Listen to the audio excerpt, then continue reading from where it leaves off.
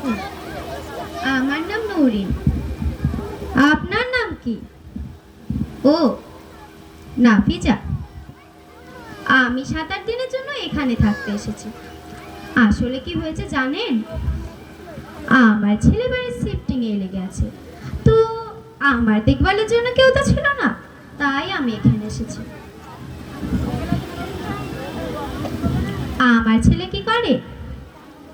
মস্ত বড় কোম্পানিতে কাজ করে।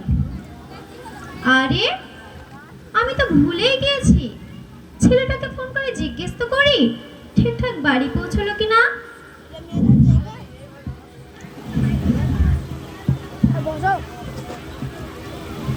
হ্যালো খোকা। হ্যাঁ মা, আমি মিটিং এ আছি। শোন শোন, তোকে শুধু এইটুকুই জিজ্ঞেস করার ছিল, তুই ঠিকঠাক বাড়ি পৌঁছেছিস তো?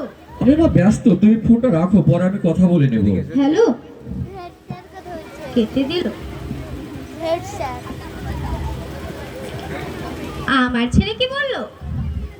ও বলেছে কিছুক্ষণ পর কল করবে বলে ফোনটা কেটে দিল। এ কেমন কথা বলছেন আপনি?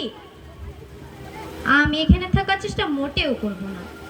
আমার ছেলে ওরম না, অনেক ভালোবাসে ও আমাকে, আর আমি এখানে কিভাবেই না থাকবো। আমার ছেলে থেকে দূরে সম্ভবই নয়। কি? দেখুন, আপনি যতই বলুন যেখানে সুখ শান্তি সব আছে, সময় মতো খাবারও মেলে, আর নাকি অনেক বন্ধু হয়, তারপরেও আমি এখানে থাকবো না। দেখুন, আমার তো বলা উচিতই নয়, তবুও বলছি আপনাকে, আপনার না আমাকে খুব হিংসে হচ্ছে, কেননা আমার ছেলে তো আমাকে নিয়েই যাবে, কিন্তু আপনার দিকে তো কেউ ফিরেও তাকায় না।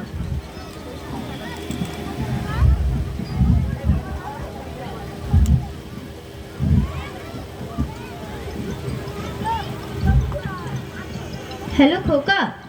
হ্যাঁ মা, আমি খুব বিজি মা, তুমি রাখো, আমি ঠিক তোমাকে আমি ফোন করে নেব।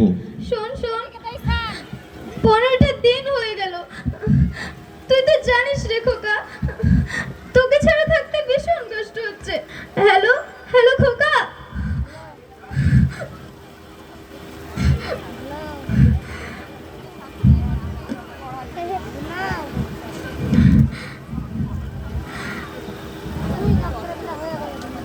কি? আমার ভাগ্য ওরম হতেই পারে না। আসলে ভাগ্য তো আপনারই খারাপ, কিন্তু আমার তো শুধু একটাই চিন্তা, ও আমাকে ছাড়া আছে কিভাবে।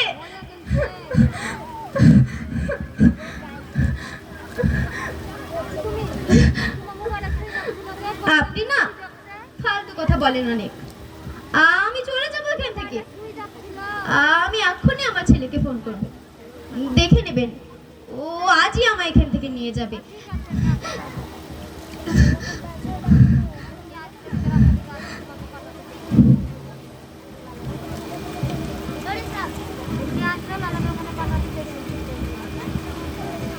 হ্যালো খোকা।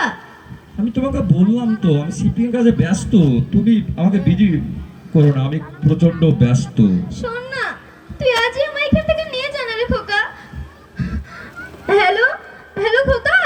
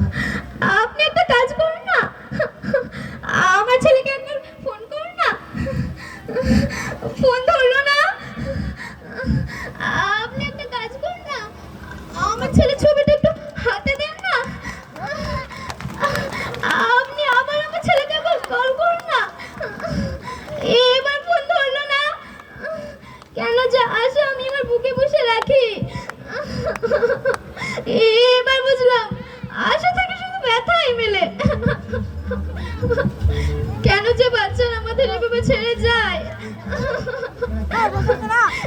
এবার বুঝলাম আশা থেকে শুধু ব্যথাই মেলে।